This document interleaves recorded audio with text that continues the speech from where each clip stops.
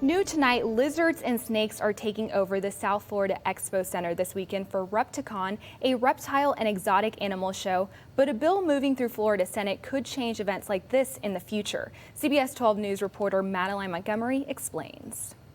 We do a lot of different lizards and reptiles in general, snakes, all kinds of lizards and tortoises. Everything that's a reptile, we sell.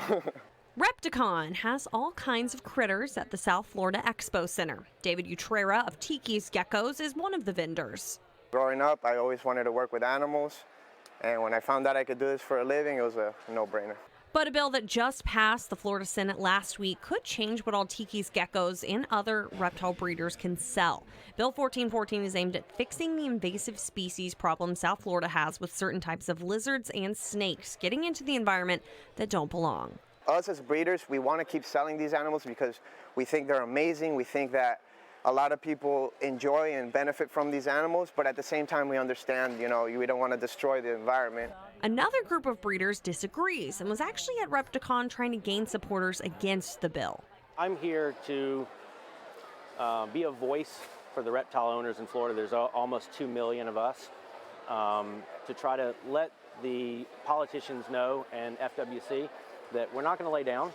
The United States Association of Reptile Keepers feel that laws are too limiting and don't actually solve problems. A very slippery slope. They continue to add more and more species that have been regulated and successfully regulated for the last decade. Utrera thinks a mix of legislation and responsible breeders and owners could help the issue. A lot of people see this and they like it right away. There's some animals that are kind of cheap and they grow to a large size, but you got to educate them. That's part of our job. To keep these scaly things enclosed instead of out in the Florida wild.